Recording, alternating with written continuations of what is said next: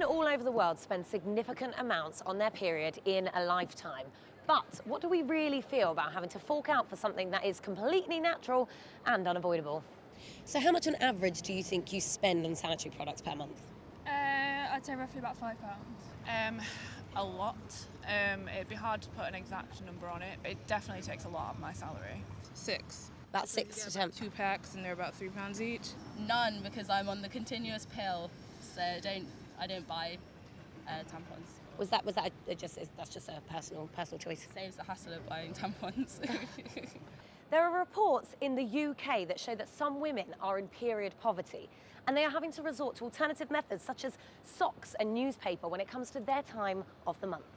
We don't have enough budget to be clean. It's so expensive. We are poor people. We have nothing, not even rags to wash out sometimes. We should not have to do this. It's not hygienic. Yeah, there's a lot of homeless women that can't afford sanitary towels, and schoolgirls, and they're too embarrassed to ask their parents for stuff, so they just use tissue, or they won't go to school because they're worried that they might bleed everywhere. We put all of this money into things that are just unnecessary. I don't see why we can't have free sanitary products. So how are Parliament responding to this? At the moment, debates are taking place on both sides in how best to tackle this situation. Schoolgirls in Yorkshire and elsewhere have had to use toilet paper and even socks stuffed into their underwear because families can't afford sanitary protection due to poverty pay and welfare cuts. Will the Secretary of State consider matching our commitment to set aside funding to tackle period poverty and ensure girls never miss out on their education just because they're having periods?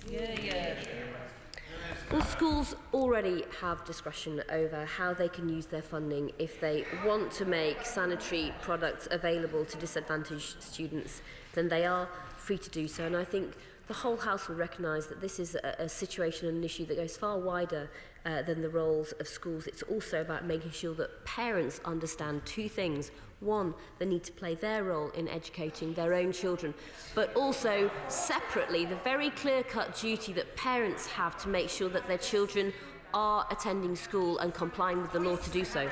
It's absolutely essential that we work towards eradicating period poverty. The government are introducing statutory sex and relationship education, and it's really important that that's meaningful. So I'll be lobbying the current Secretary of State to ensure that things like menstrual health are actually included within, so that girls know that perhaps they can come forward and talk openly about not having sanitary protection, but also to recognise what's right and what isn't right when they're having periods. So we're called Bloody Good Period, and we provide period supplies for asylum seekers, refugees and people who can't afford them. So what stories have you heard from women having to use alternative methods as sanitary wear? The story that struck me most was an asylum seeker who's living in Leeds, and she told us that she was too afraid to sit on her couch because she didn't have any sanitary towels, and she felt that if she bled and she leaked all over the couch, then she would be evicted for being unsanitary. What would you do if you couldn't afford to spend that money? I've seen recent reports about people that aren't going to school and college and stuff. I guess that's what you'd have to resort to in the end. I honestly have no idea what I would do. You probably just have to go out, maybe use tissue. If you do carry out unhygienic practices, it can have quite strong health implications in the future. So particularly myself, I'm involved in a lot of research all about the vaginal microbiome. Just as we have good bacteria in the gut, we have good bacteria in the vagina.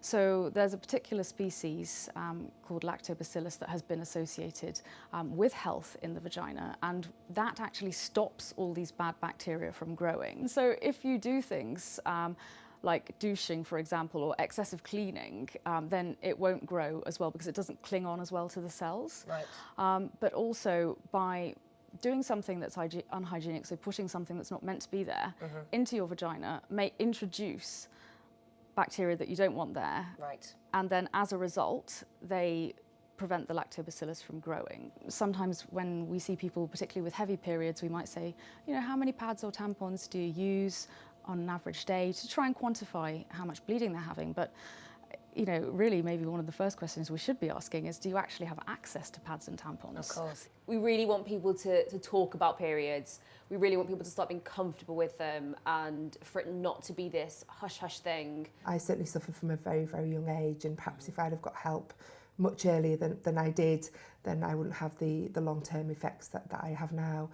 So it's really, really important for everybody, not just schools, but that we get talking about periods, that we put them right at the top of the agenda.